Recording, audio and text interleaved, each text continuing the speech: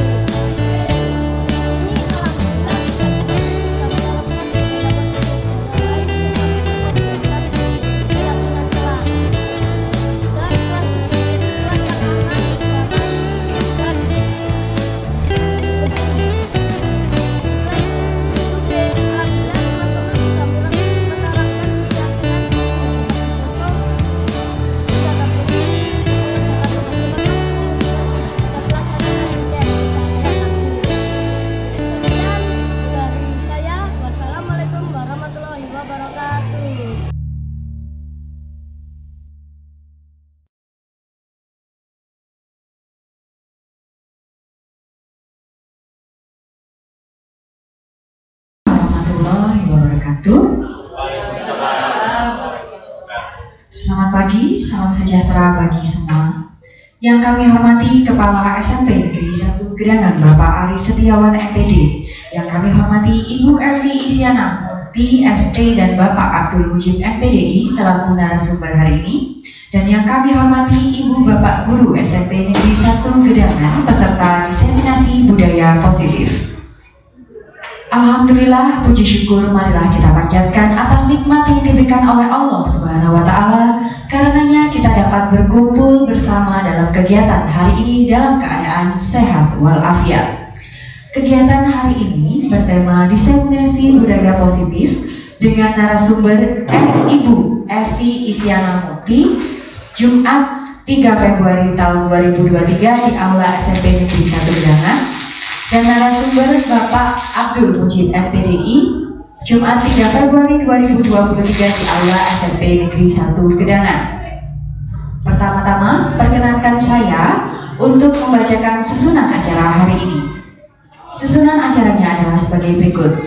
Yang pertama adalah pembukaan, yang kedua adalah menyanyikan lagu Indonesia Raya, yang ketiga adalah sambutan dari Kepala SMP Negeri 1 Gedangan, yang keempat adalah materi diseminasi budaya positif, yang kelima adalah refleksi, yang keenam adalah doa, dan yang terakhir adalah penutup.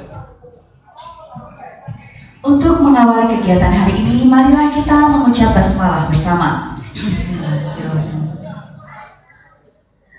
Selanjutnya adalah menyanyikan lagu Indonesia Raya yang akan dipandu oleh Ibu Putri Setiawati SPD. Kepada Ibu Putri Setiawati SPD dipersilakan. Hadirin dimohon untuk berdiri.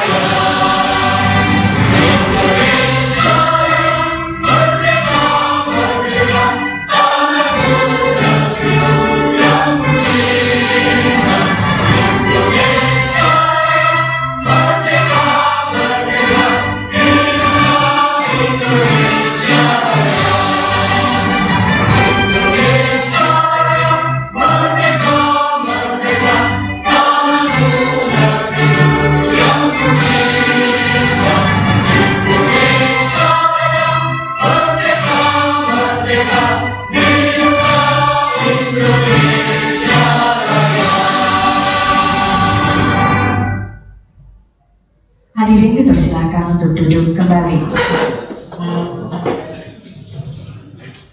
Ibu Bapak yang kami hormati, selanjutnya adalah sambutan dari Kepala SMP Negeri 1 Gedangan yang akan disampaikan oleh Bapak Ari Setiawan NPD. Kepada Bapak Ari Setiawan NPD dipersilakan.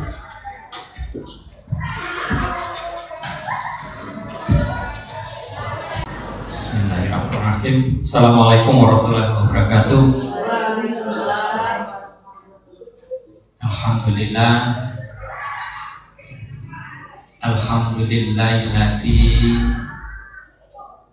hadana lihadza wa ma kunna linahtadiya laula an hadinallah.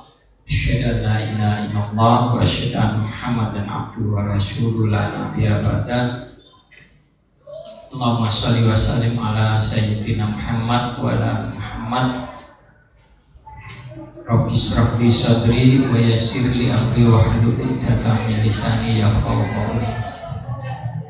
Yang saya hormati seluruh Bapak Ibu pendidik dan terutama pemateri Bu Evi dan Pak Mujib selaku calon guru penggerak yang insya Allah semoga Allah memberikan kemudahan sehingga dalam perjalanannya mengikuti diklat guru penggerak membawa dampak dan manfaat bagi siswa kita, sekolah kita, bagi kita semuanya, sehingga apa yang diperoleh itu bisa membawa manfaat bagi kita semuanya. Kedua kalinya salam serta salam semoga tetap dilimpah jurakan pada junjungan kita Rasulullah Muhammad SAW yang telah memberikan uswatun hasanah, contoh yang baik, dan kita bisa membedakan, memilih dan memilah mana yang baik dan mana yang tidak baik. Ibu Bapak yang saya hormati, di sini ada diseminasi budaya positif ya. Diseminasi budaya positif. Kalau kita melihat dari budaya positif, maka ada hal-hal yang sinergi, apakah antara guru, siswa, aturan-aturan yang ada di sekolah itu merujuk pada budaya positif. Artinya di dalam jenjang SMP semua siswa yang ada di satuan pendidikan atau di sekolah di tingkat SMP ataupun SD, SMP maupun SMA, kalau di SMA sudah punya pemikiran yang lebih, tetapi di SD dan di SMP terutama itu semua kegiatan harus diawali dari pembiasaan. Jadi kalau tidak ada pembiasaan, maka hal ini akan ditinggalkan oleh para siswa. Kalau dulu ketika saya belajar komputer, ada namanya WYSIWYG, artinya what you see is what you get. What you see is what you get, itu apa yang dilihat itu yang didapatkan. Tapi kalau di sini kan what student see is what the student do or the teachers do kan gitu. Jadi apa yang dilakukan oleh siswa, apa yang dilihat oleh siswa itu yang akan dilakukan. Jadi perilaku-perilaku ini yang harus ditanamkan terutama di SD dan di SMP, di tingkat SD dan SMP. Oleh karena itu budaya positif harus senantiasa kita gelorakan. Dimungkinkan kita senantiasa menghindari hal-hal ataupun perkataan yang mengatakan jangan, kan gitu. Jangan, misalkan ada anak lari, jangan lari, lama-lama yang terdengar itu larinya. Jangan bicara saja, jangan ngobrol gitu. Nanti ketika ada kata jangan, tapi akhirannya itu kita malah membuat anak itu terus terngiang di kata-kata terakhir itu terbawa, jangan nakal, jangan malas. Jadi hal ini akan membuat otak belakang gitu ya, otak belakang siswa itu akan di long term memorinya itu akan terngiang, oh iya nakal, berarti wis nakal. Tapi ketika kita ubah kata-kata itu dengan kata-kata motivasi, misalkan ada yang berlari, ya diminta untuk jalan, atau di masjid jangan bicara saja atau jangan ngobrol saja, tapi kita ubah dengan diam, begitu. Jadi hindari kata jangan, karena kata jangan diikuti oleh kata yang senantiasa diingat oleh anak. Kalau kita senantiasa, oh kamu jangan nakal kok, jangan malas, nah itu nanti ketika ada stagnan gitu ya, siswa ini sudah mencoba tapi udah nggak bisa, yang diingat itu nakal, jangan nakal, ya wis ngono berarti aku nakal, aku males kan. Nah itu dari salah satu dari budaya positif. Ada lagi sinergi antara aturan-aturan yang ada di sekolah dengan pembiasaan-pembiasaan. Nah inilah yang insya Allah budaya positif ini akan menjadikan konsep membentuk karakter siswa. Jadi karakter itu terbentuk manakala ada pembiasaan itu akan menjadi satu kebiasaan, habit, dan akan menjadikan karakter. Kalau semua siswa mempunyai karakter disiplin positif, maka itu akan menjadi budaya seperti itu. Mungkin itu saja yang bisa saya sampaikan. Semoga saja presentasi atau diseminasi ini akan membawa manfaat bagi kita dan kita bisa kita tularkan gitu ya. Mungkin itu saja yang bisa saya sampaikan, kurang lebih mohon maaf. Akhirul kalam.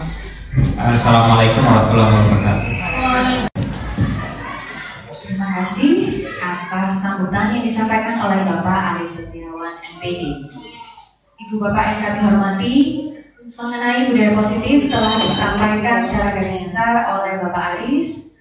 Namun selanjutnya kita akan mendengarkan lebih rinci mengenai apa itu budaya positif dan bagaimana menerapkan budaya positif dalam kehidupan kita sebagai Bapak Ibu guru di sekolah dengan narasumber atau pemateri kita Ibu Evi Isyana Mukti ST. Kepada beliau dipersilahkan. Assalamualaikum warahmatullahi wabarakatuh. Bismillah, alhamdulillah, hamdan syukurillah, la haula wa la quwata illa billah. Yang terhormat Bapak Kepala SMP Negeri 1 Gedangan, Bapak Aris Setiawan SPD MPD. Yang kami hormati Bapak Ibu rekan guru SMP Negeri 1 Gedangan yang berbahagia.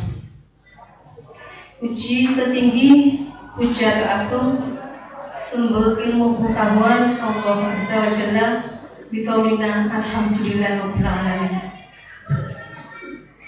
Pertama-tama saya menyampaikan terima kasih yang sebesar-besarnya kepada Bapak Aris Setiawan selaku SPD MPD selaku Kepala SMP Negeri 1 Gedangan sudah memberikan kesempatan kepada kami, saya dan Pak Mujib, untuk melakukan diseminasi salah satu materi yang kami peroleh dari pendidikan guru Burak, yaitu budaya positif.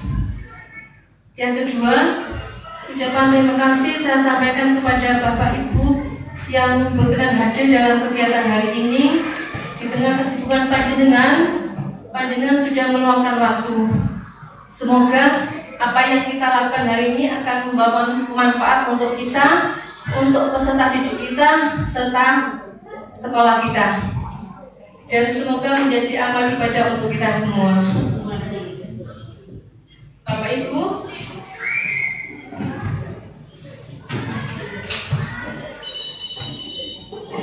menurut Ki Hajar Dewantara, pendidikan itu diartikan sebagai tuntunan dalam hidup tumbuhnya anak-anak. Jadi tujuan pendidikan itu untuk menuntun kodrat yang ada pada anak, agar mereka mencapai kebahagiaan dan keselamatan setinggi-tingginya, baik sebagai anggota masyarakat, baik sebagai manusia maupun anggota masyarakat. Bapak Ibu, tugas guru itu ibarat petani. Jadi sekolah itu ibarat ladang dan anak-anak itu seperti biji tanaman. Tugas petani adalah bagaimana memastikan bahwa biji tanaman itu bisa tumbuh subur. Berbagai cara atau berbagai upaya bisa dilakukan petani agar tanaman itu atau biji tanaman itu menjadi tumbuh sehingga akan menjadi berkualitas baik. Termasuk salah satunya adalah bagaimana membuat tanah tempat tumbuhnya tanaman itu menjadi subur. Begitu juga dengan tugas kita, Bapak Ibu. Tugas kita adalah memastikan bahwa peserta didik atau siswa kita itu bisa belajar atau bisa tumbuh sehingga mereka menjadi orang-orang yang berkualitas nantinya. Oleh sebab itu, Bapak Ibu, perlu sekali untuk mewujudkan hal-hal tersebut di sekolah itu adanya budaya positif. Apa itu budaya positif? Budaya positif adalah suatu pembiasaan yang bernilai positif yang di dalamnya mengandung sejumlah kegiatan yang mampu menumbuhkan karakter murid.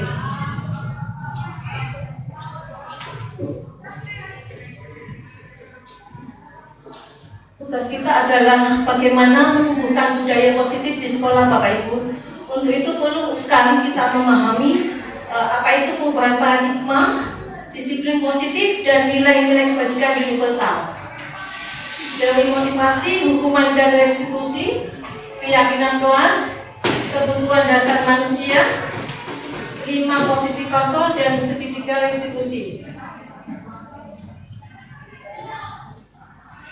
Langsung yang pertama, Bapak Ibu, perubahan paradigma.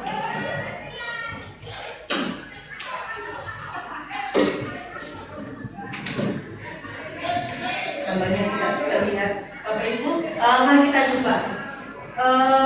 Panjenengan menggenggam tangan, monggo. Boleh 1, boleh 2, tapi tidak usah terlalu tinggi, mungkin nanti capek soalnya.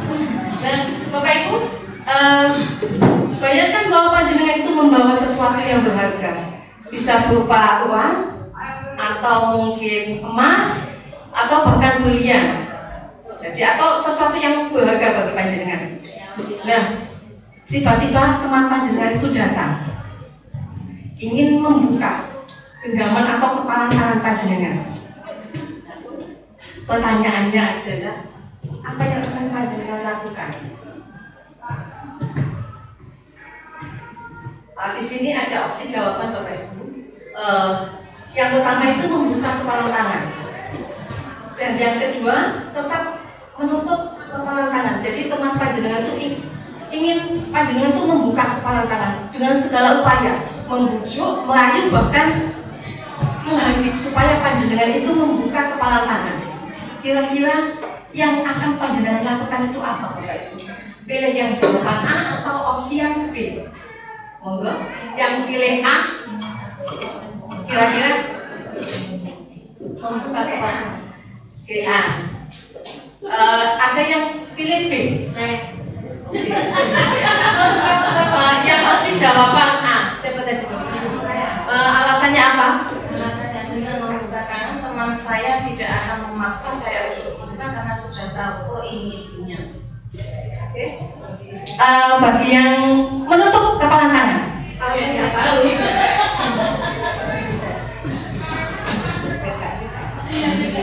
Terima kasih Bu Evi atas pertanyaannya.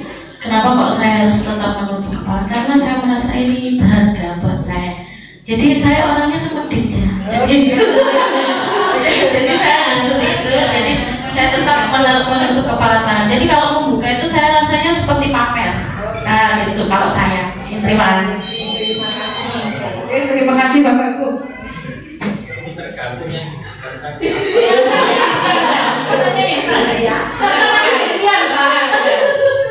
yang saya bilang hati-hati. Ini pertanyaan selanjutnya Bapak Ibu. Siapa yang memegang kendali atau kontrol untuk membuka atau menutup kepala tangan? Kita sendiri. Bukan teman kita, ya. Jadi yang punya kendali atau kontrol terhadap kita itu sebenarnya kita sendiri, bukan orang lain. Ini sesuai dengan teori kontrol yang disampaikan oleh Dr. William Glasser. Itu salah satu psikolog dan juga pendidik, menyatakan bahwa yang memiliki kendali terhadap diri kita itu bukan orang lain, tapi kita sendiri. Kita juga tidak akan bisa mengendalikan orang lain. Nah, benar deh. Ini beberapa miskonsepsi tentang kontrol menurut Dr. William Glasser. Miskonsepsi berarti konsep yang salah Bapak Ibu. Yang pertama, ilusi guru mengontrol murid. Ilusi berarti kalau ilusi itu sesuatu yang tidak nyata. Nah, ilusi guru mengontrol murid. Terkadang kita seakan-akan bisa mengendalikan anak. Jadi kita merasa atau saya merasa mungkin ya bisa mengendalikan anak.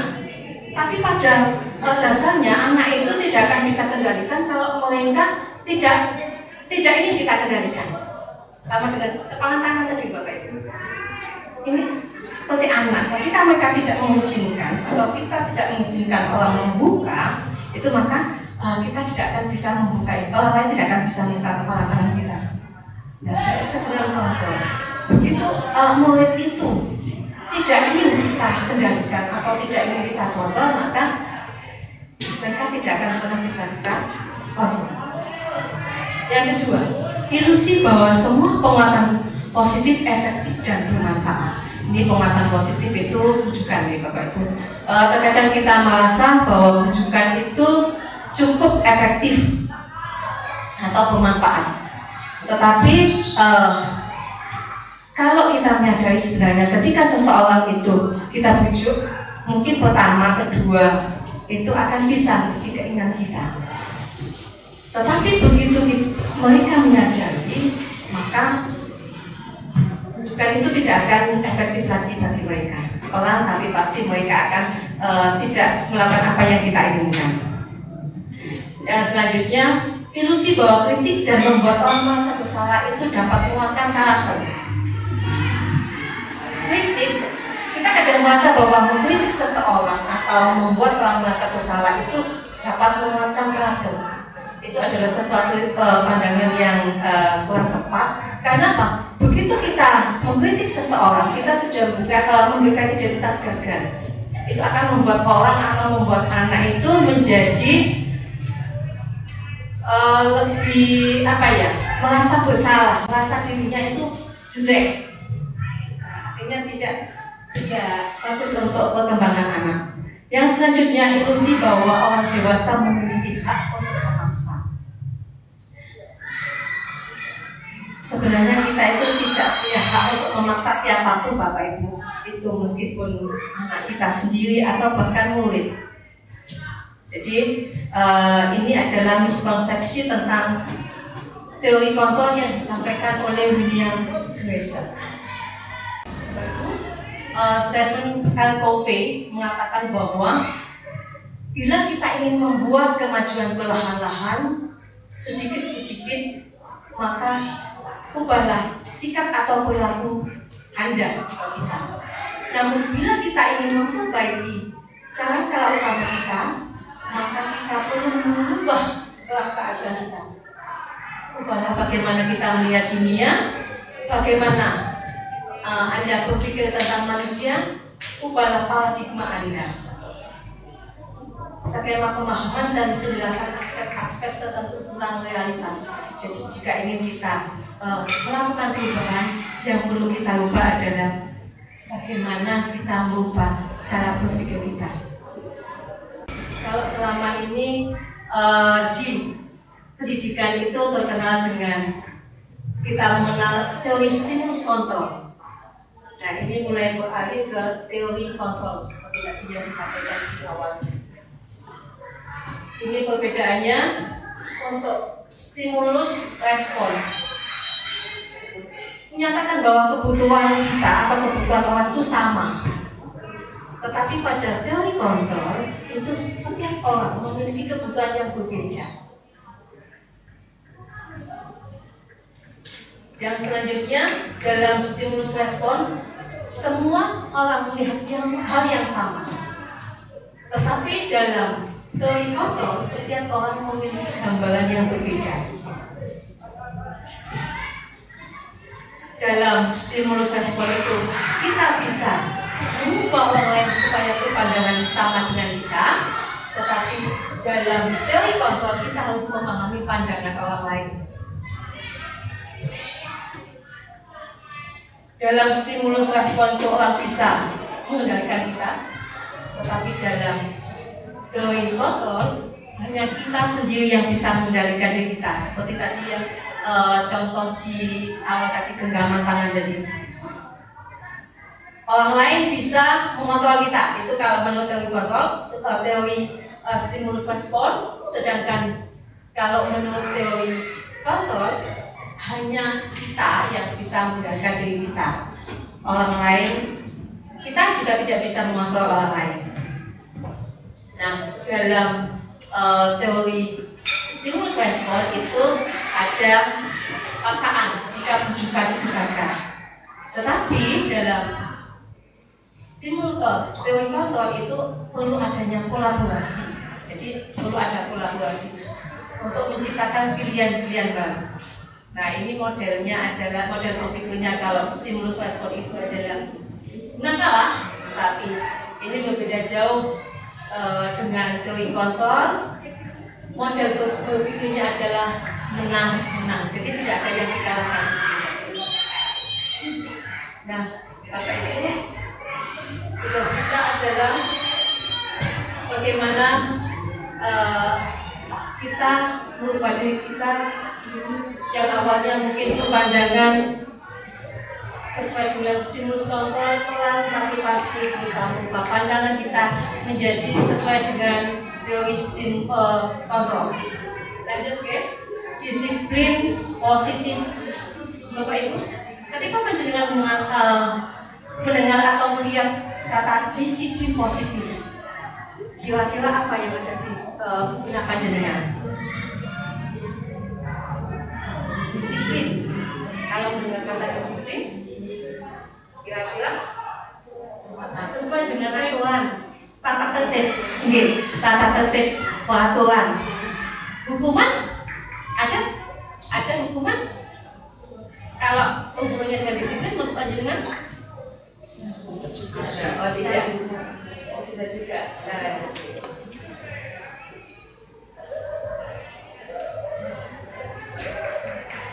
Biasanya kebanyakan orang itu menghubungkan kata disiplin itu dengan tata tertib, teratur, kepatuhan akan tata tertib.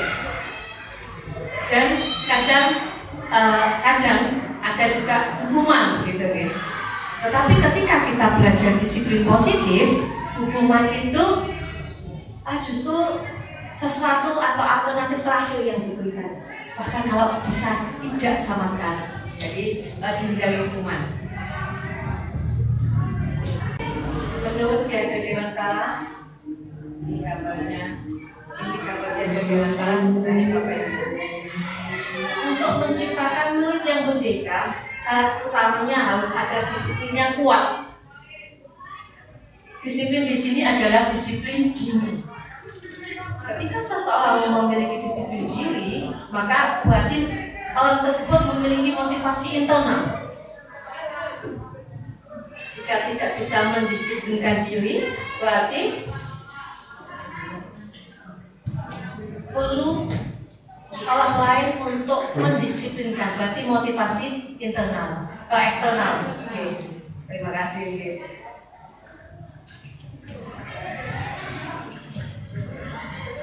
Ini berarti apa namanya? Internetnya bermasalah. Saya tadi lupa bawa ini modem. Saya lupa bawa modem. Menurut Ki Hajar Dewantara, ini merdeka itu tidak hanya terlepas dari perintah, tetapi cakap bagaimana memerintah diri sendiri. Jadi dalam merdeka, ketika dikatakan merdeka, berarti seseorang itu cakap bagaimana memerintah dirinya sendiri.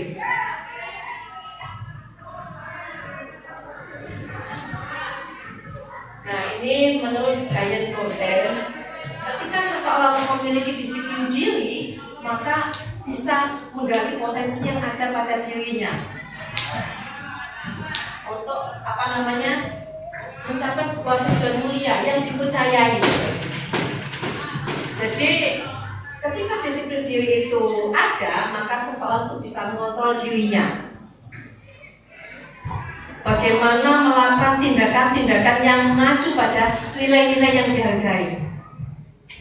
Berdisiplin, santun, jujur, peduli, bertanggung jawab, dan merupakan pembelajaran sepanjang hayat. Jadi tugas kita, kewajiban kita bagaimana memotivasi anak supaya timbul motivasi internal, supaya timbul disiplin diri yang ada pada diri mereka. Saya lanjutkan ya. Nilai kebajikan universal.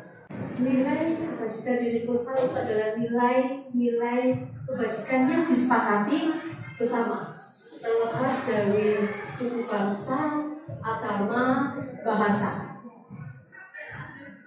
Nah, nilai ini bersifat positif, Bapak Ibu. Ini adalah payung besar yang melandasi seseorang untuk melakukan sesuatu. Nilai ini merupakan tujuan mulia dari setiap individu. Nah, di Indonesia, pendidikan di Indonesia itu nilai kebajikan yang dituju atau menjadi landasannya ini adalah disebut dengan profil pelajar Pancasila. Kita sudah terbiasa mendengar ini ya Bapak Ibu sekalian, bahkan kita sudah melakukan itu dengan adanya kegiatan P5, dengan adanya apa namanya pembiasaan bahkan di pembelajaran juga. Jadi karakter ini yang akan dituju. Profil pelajar Pancasila ini beriman dan bertakwa kepada Tuhan Yang Maha Esa dan berakhlak mulia, mandiri, bernalar kritis, berkebinekaan global, bergotong royong dan kreatif. Yang selanjutnya, teori motivasi, hukuman, konsekuensi dan restitusi. Bapak Ibu, motivasi seseorang melakukan sesuatu itu menurut Diane Kosen itu ada 3. Yang pertama, menghindari ketidaknyamanan atau kerumunan. Jadi seseorang melakukan sesuatu itu karena ingin menghindari masalah. Jadi supaya tidak dihukum, supaya tidak nyaman, gitu. Menghindari itu. Ini adalah motivasi terendah dari seseorang untuk melakukan sesuatu. Yang kedua, untuk mendapatkan imbalan atau penghargaan dari orang lain. Jadi ini adalah motivasi yang lebih tinggi dari yang pertama. Jadi seseorang itu melakukan sesuatu karena ingin mendapatkan misalnya pujian atau imbalan atau penghargaan. Ini Contohnya misalnya anak mengerjakan PL atau anak tidak terlambat karena ingin dipuji atau bagaimana gitu ya. Yang selanjutnya, untuk menjadi orang yang mereka inginkan dan menghargai diri sendiri dengan nilai yang mereka percayai, ini adalah motivasi yang paling tinggi dari seseorang untuk melakukan sesuatu. Jadi tugas kita bagaimana memunculkan motivasi yang ketiga, Bapak Ibu, supaya ada pada peserta didik kita atau siswa. Saya lanjutkan, ini ada kasus Bapak Ibu, mohon maaf, ini contohnya pelajaran matematika.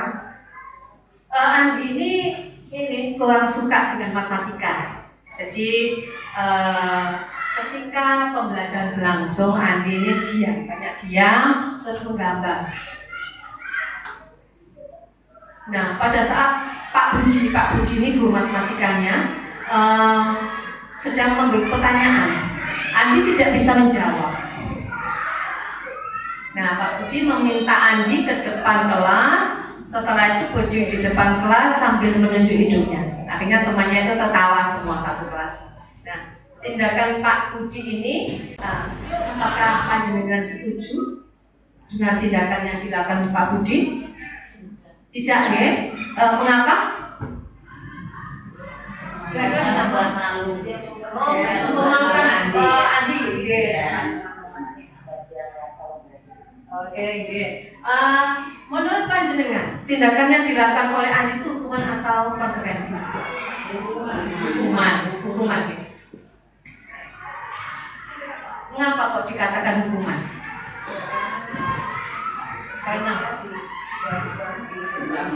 semua di depan kelas. Ada lagi mungkin? Kenapa kok disebut hukuman?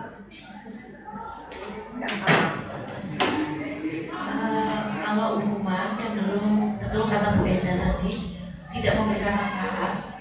Terus yang kedua, tidak mendidik, ya bullying seperti itu. Terus bisa jadi ini juga mempermalukan siswa nantinya, gitu. Terima kasih. Terima kasih, Bapak Ibu.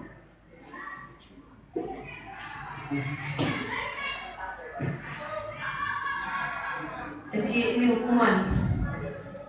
Hukuman itu tidak terencana. Jadi anak itu tidak tahu apa yang akan terjadi. Dia melakukan sesuatu, tapi ketika ada pola kanan, dia tidak tahu apa sih yang akan terjadi dengan dirinya. Nah, hukuman ini bersifat satu arah. Jadi orang memberikan hukuman pada orang lain, gitu ya, atau guru memberikan hukuman pada anak atau peserta didik tanpa ada kesepakatan sebelumnya.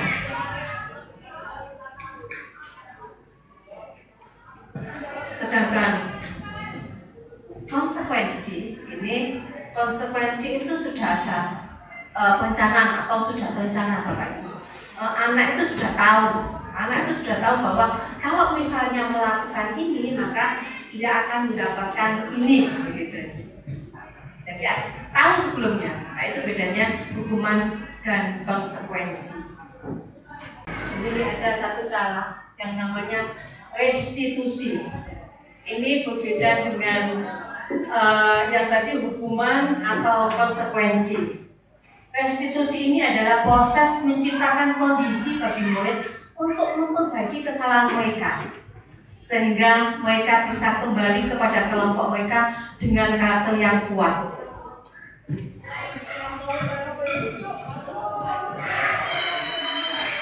Ini cirinya restitusi.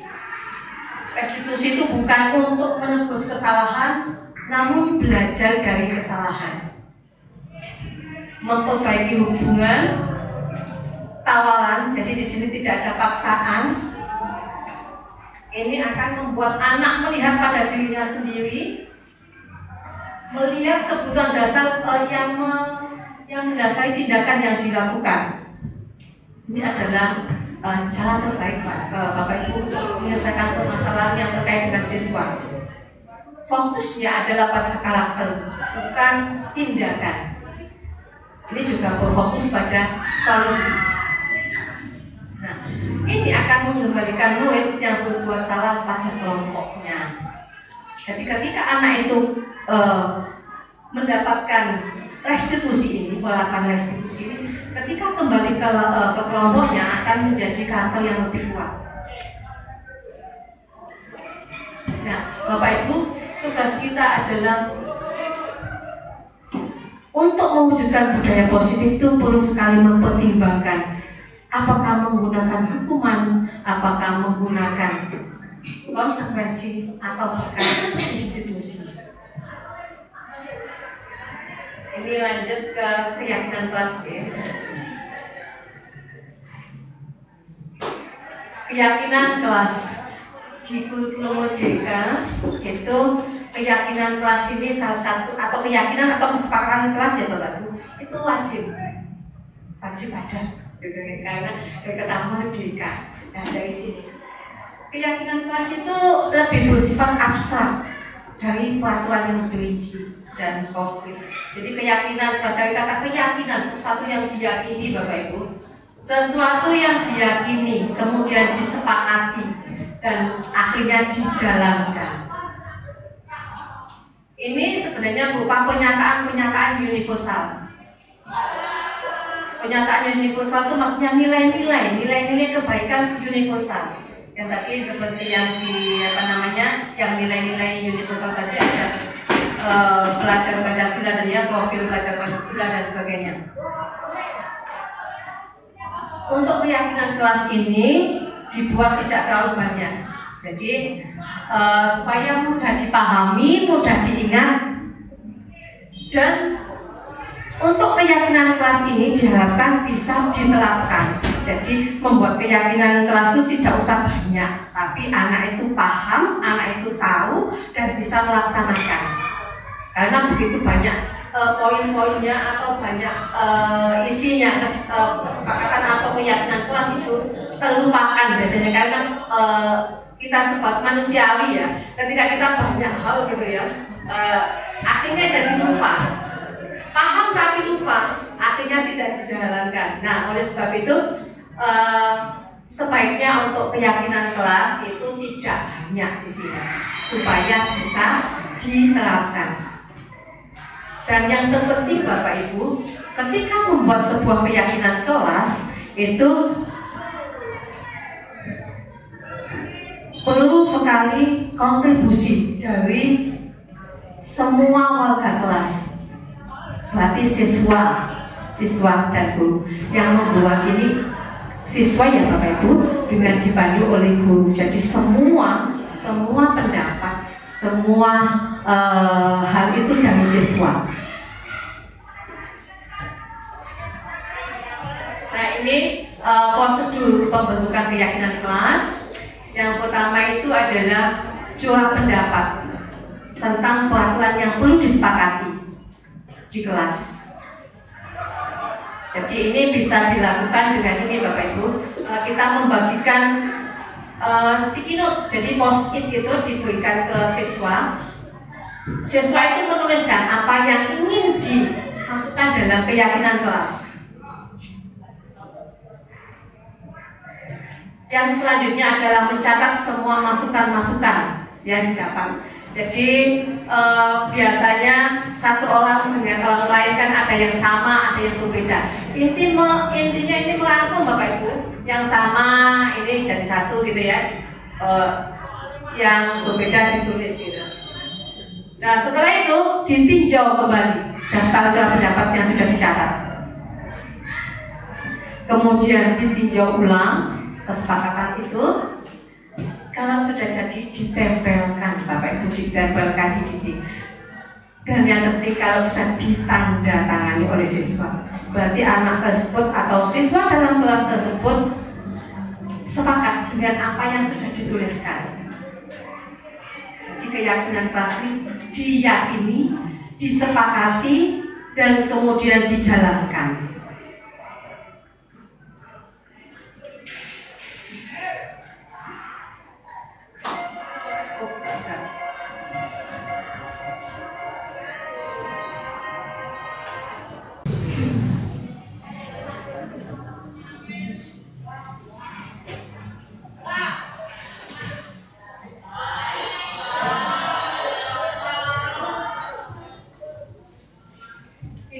adalah contoh kesepakatan kelas yang sudah dibuat di kelas 7G Bapak Ibu. Jadi ini prosesnya. Udah dengar ya?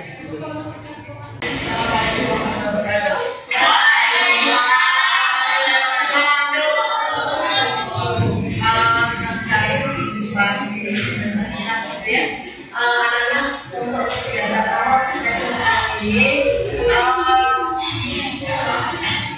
untuk menciptakan kelas yang kondusif, kelas yang suasananya selalu nyaman, terus kebiasaan yang baik pada siswa.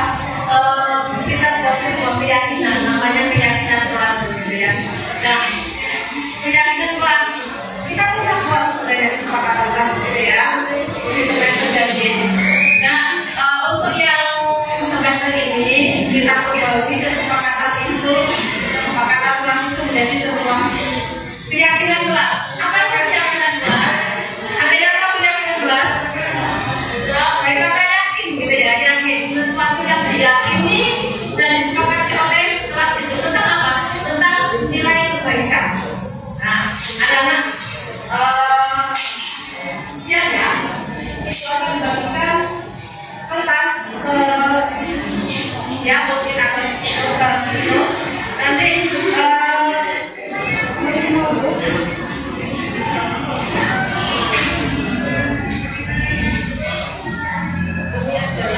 coba pendapat Bapak Ibu. Jadi anak-anak itu menuliskan poin-poin dari keyakinan kelas itu di sticky note atau post-it.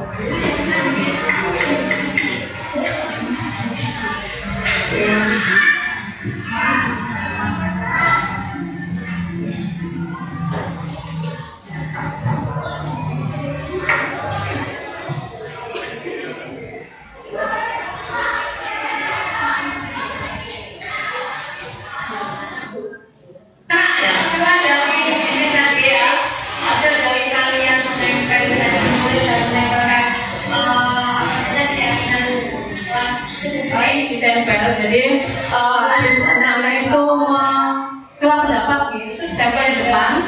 Setelah itu dilakukan Bapak Ibu langsung kita harus gitu ya. Oke. Yang kedua, saling menghargai sama lain. Saling menghargai.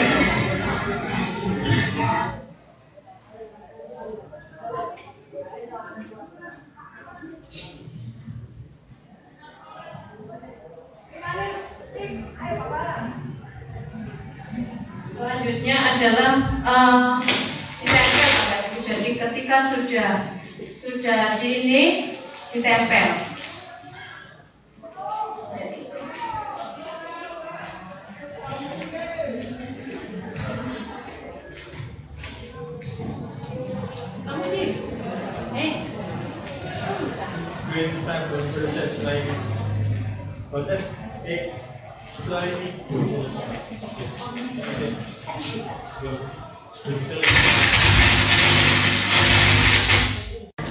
Kekeluargaan, biasa diterima di keluarga, dengan teman, kelompok sosial. Dan selanjutnya penguasaan. Ini berhubungan dengan kekuatan untuk mencapai sesuatu, menjadi kompeten, menjadi terampil, didengarkan dan memiliki harga diri. Yang selanjutnya adalah kebebasan.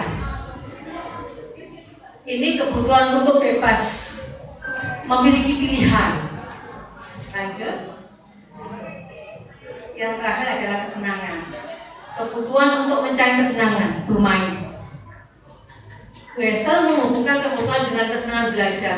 Nah ini Bapak Ibu, hewan yang mempunyai intelijensi tinggi, yang pintar gitu ya, anjing, lumba-lumba, primata itu, mereka itu bermain dan belajar saat bermain. Nah begitu juga dengan manusia Bapak Ibu. Jadi anak-anak itu akan belajar sambil bermain.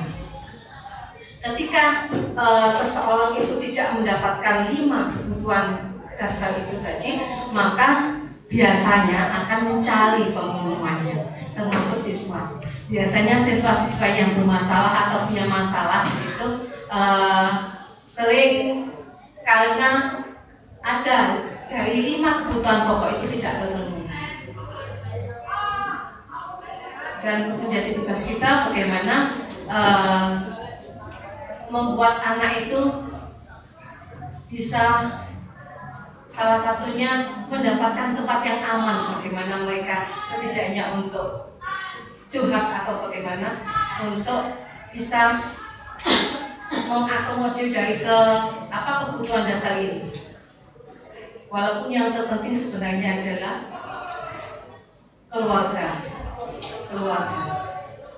Tetapi tugas guru bagaimana kita menjembatani antara siswa, sekolah, dan keluarga.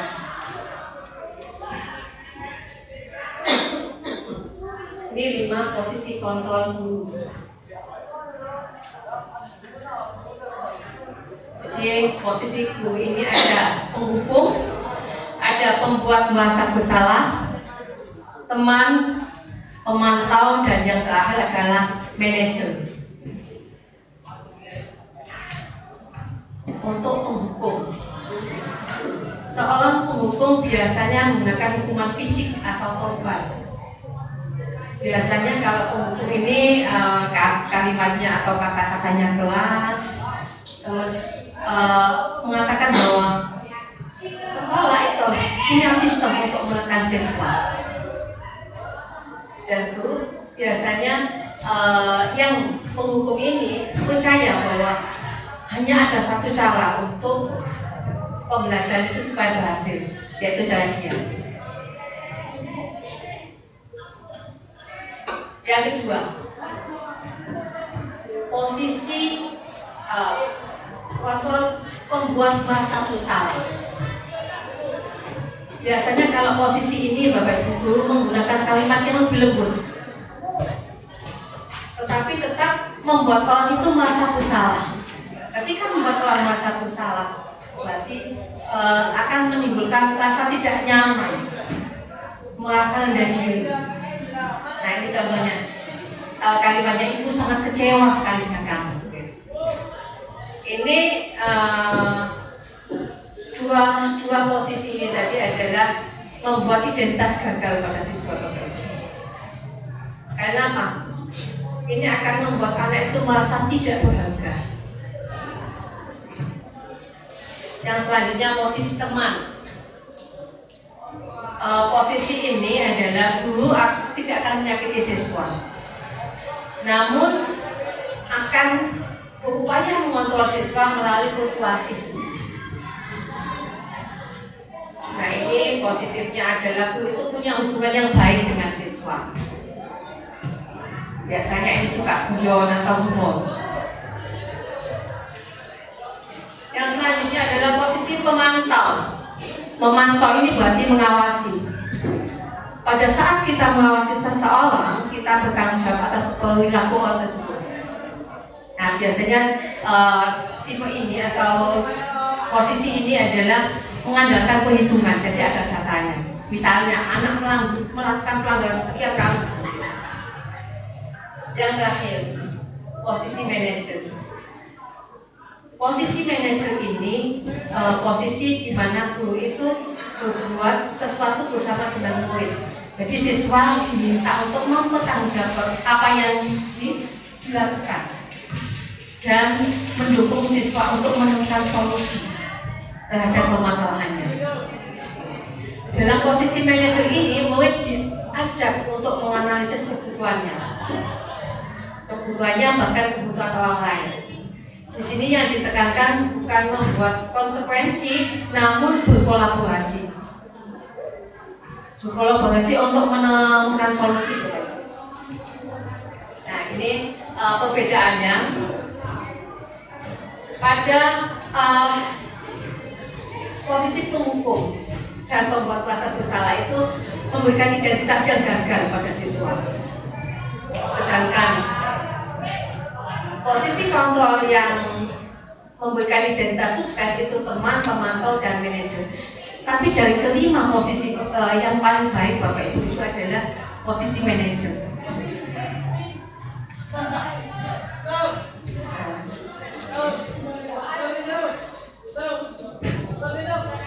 Segitiga restitusi. Tadi kita sudah bahas restitusi. Ini adalah tahapannya Bapak Ibu. Tahapan dari restitusi. Jadi pelakuan restitusi ini adalah guru sebagai manajer. Jadi posisinya adalah posisi manajer. Tahapan yang utama yaitu menstabilkan identitas. Dari kontrolnya kita semua akan melakukan hal yang terbaik yang kita bisa. Yang kedua, fasilitasi tindakan yang salah. Semua pelakuan memiliki alasan, itu teori kontrolnya. Dan yang terakhir adalah menanyakan keyakinan. Ini adalah segitiga restitusi Bapak Ibu. Untuk yang pertama menstabilkan identitas itu biasanya kalimat yang digunakan. Semua orang pernah melakukan kesalahan. Kamu bukan satu-satunya orang yang memiliki kesalahan, yang melakukan kesalahan tersebut.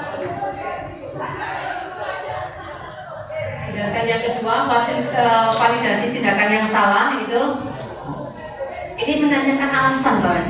Apa alasannya kamu melakukan hal tersebut? Sedangkan yang ketiga, kamu nanti ingin menjadi seperti apa? Ini contoh dari restitusi.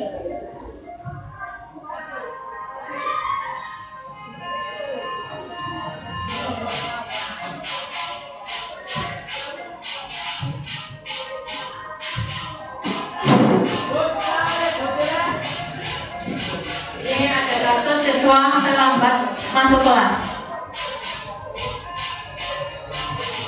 Ini 25 menit setelah bel baru masuk. 25 menit.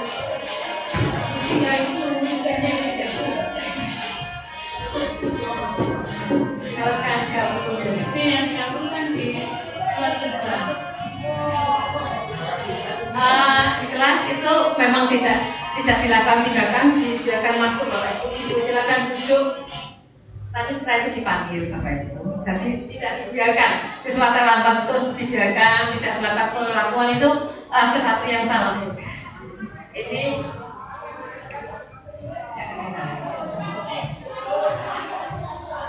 saya terpuas boleh bukan pertanyaannya puas.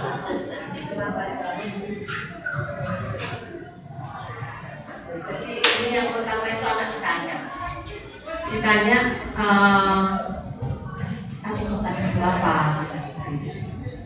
Kenapa dipanggil? Kenapa kok terlambat? Ini ditanya kenapa kok terlambat gitu. Nah, seperti saya kasih sesuatu.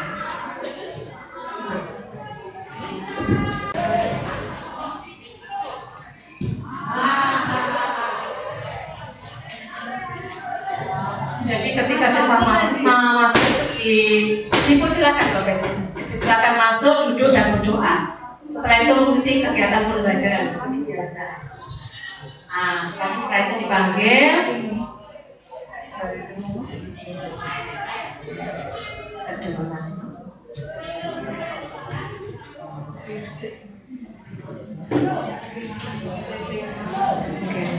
Jadi di sini anak ditanya, kenapa kok dipanggil gitu. Biasanya anak kalau sudah merasa melakukan kesalahan itu, oh ya saya dipanggil karena ini gitu. Nah, yang merasa biasanya. Nah, di situ kita tanyakan, tadi berangkat jam berapa? Masuk sekolah jam berapa? Bangun jam berapa? Jadi di situ anak akan menjawab dengan bahasa yang dia merasa nyaman, jadi enak ditanyanya. Nanti setelah itu ditanya, kita memberikan begini, tidak apa-apa terlambat. Alhamdulillah kamu masuk meskipun terlambat. Supaya apa? Memberikan identitas, bukan identitasnya gagal Bapak Ibu. Jadi istilahnya kita itu memberikan pengantar, tidak apa-apa kamu melakukan kesalahan, karena semua orang melakukan kesalahan. Nah, yang selanjutnya adalah bagaimana kita menanyakan alasan, apa alasan membuat kamu terlambat. Nah, anak akan bercerita sendiri alasannya gini. Nah, setelah itu kita tanyakan, menurut kamu keterlambatan kamu itu apakah sesuai dengan keyakinan kelas yang sudah kita buat? Nah, akhirnya anak, oh ya tidak sesuai. Jadi anak itu akan merasa bahwa oh dia itu salah. Nah, bisa mengkoreksi dirinya. Kita menuntun anak pada tahap terakhir ini, kita menuntun anak menemukan solusi dari permasalahannya. Di sini itu jawabannya, saya tidak akan saya tidak akan terlambat lagi.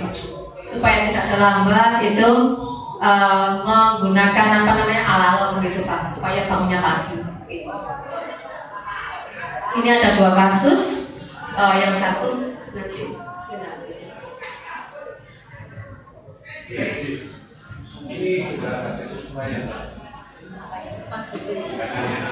Ya, ini adalah salah satu tindakan restitusi Bapak. Jadi, ya, restitusi. Jadi segitiga restitusi. Itu ada yang tadi mustafikan, itu Bapak.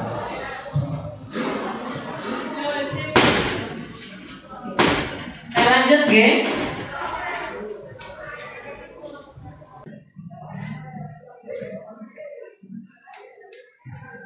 Ini implementasi budaya positif di kelas 7G. Nah, ini anak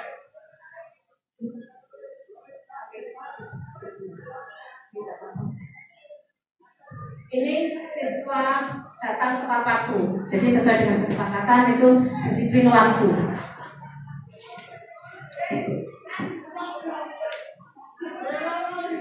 Ini saling menghargai dan menghormati. Siswamu mengamati dan mendengarkan temannya melakukan presentasi. Nah, ini antusias sekali Bapak Ibu setelah presentasi itu biasanya dikasih aplaus gitu ya. Jadi tepuk tangan.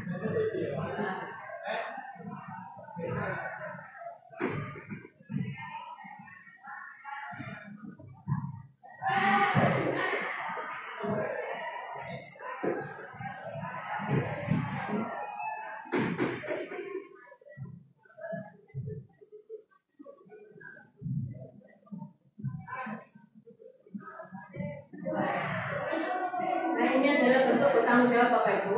Kebetulan video yang diambil ini adalah pada saat kegiatan hari Jumat, jadi Jumat bersih itu anak-anak saya bagi berdasarkan diberi tugas masing-masing. Jadi mereka melakukan tugas sesuai dengan jobnya.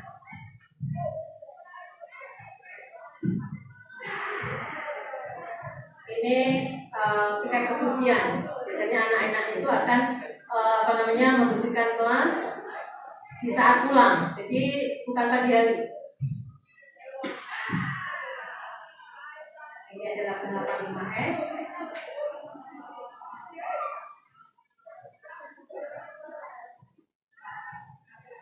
Ini juga anak meminta izin ketika keluar. 5S itu senyum, sapa, salam, sopan dan santun. Nah, ini ada satu keyakinan kelas, yaitu taat menjalankan ibadah. Ini anak mau menjalankan ibadah sholat. Ini sholat duha. Nah, ini berdoa setelah setelah kegiatan pembelajaran itu akhir, mau pulang ini.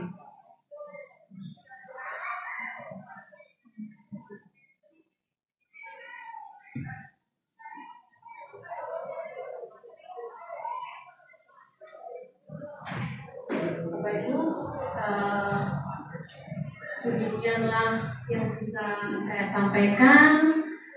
Kalau ada kebaikan itu murni dari Allah, kalau ada kejelekan itu sepenuhnya dari saya. Ada satu pantun sebelum saya akhiri. Begitu Surabaya, jangan lupa literasi. Sekian dari saya. Terima kasih.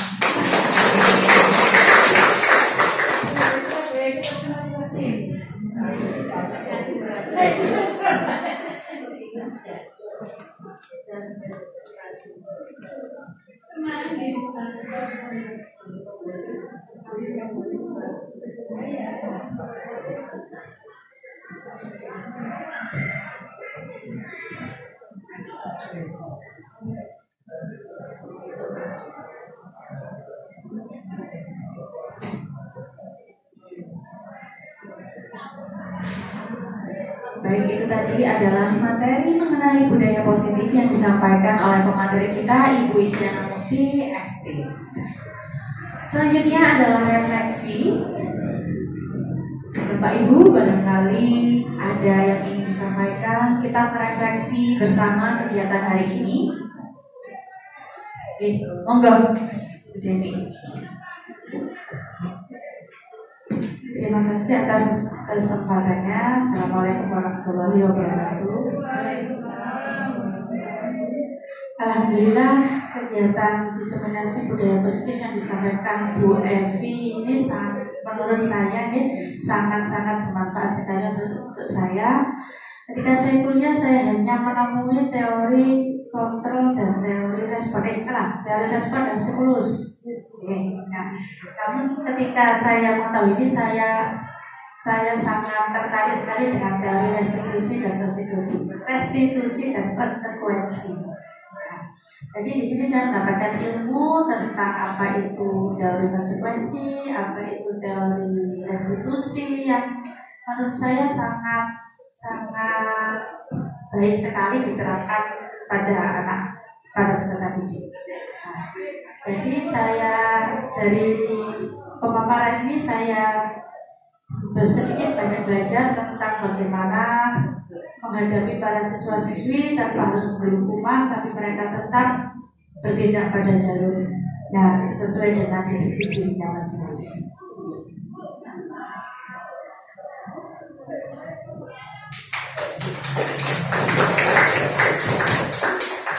Terima kasih kepada Bu Deni atas refleksi yang disampaikan. Semoga materi yang kita dapatkan hari ini mengenai budaya positif bisa kita terapkan dalam keseharian ketika kita mengajar. Untuk itu, marilah kita berdoa. Doa akan dipimpin oleh Bapak Rifai. Kepada Bapak Rifai dipersilakan.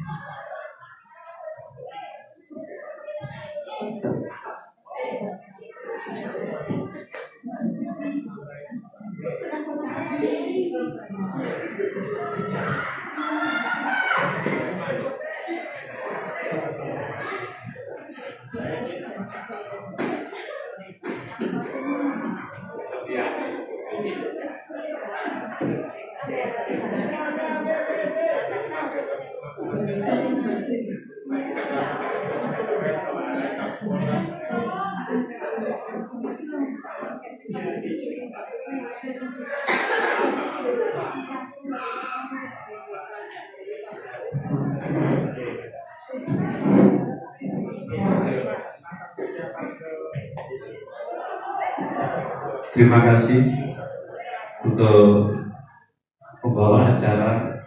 Saya tadi juga tidak tahu, kemudian berikan cabut. Assalamualaikum warahmatullahi wabarakatuh. Jadi apa yang saya perhatikan, mohon maaf tadi saya terlambat. Saya lihat undangannya kemarin itu di Pak Mujib sekitar jam 9. Ternyata di Bu Evi juga ada. Mohon maaf Bapak Bu Evi. Terus kemudian saya mendapat doa nih, alhamdulillah. Jadi apa yang disampaikan oleh Bu Evi tadi mudah-mudahan terimplementasikan kepada Bapak Ibu guru semuanya, sehingga kita bisa membimbing anak-anak dalam hal kebaikan dan menuju kedepannya itu anak-anak punya pemikiran yang positif bukan yang negatif. Untuk itu sekarang marilah kita berdoa. Al-Fatihah. A'udzubillahi minasyaitonir rajim.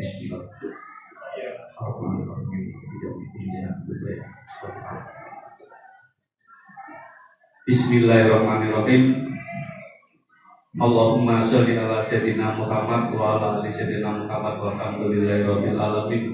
Allahumma inna nas'aluka salamatan fid din wa afiyatan fil jasad wa jadan bil ilmi wa barakatan fil rizqi wa nabatan qablal maut wa maghfiratan ba'dal maut. Allahumma awina fi sakaratil maut wa nazhata minan nar wal afwa idal hisab. Rabbana la tuzigh qulubana ba'da idh hadaitana wa hab lana min ladunka rahmah innaka antal wahhab. Rabbi habli minas sholihin. Rabbana hab lana min azwajina wa dzurriyyatina qurrata a'yun waj'alna lil muttaqina imama. Rabbana atina fid dunya hasanah wa fil akhirati hasanah wa qina adzabannar walhamdulillahi rabbil alamin. Wassalamualaikum warahmatullahi wabarakatuh.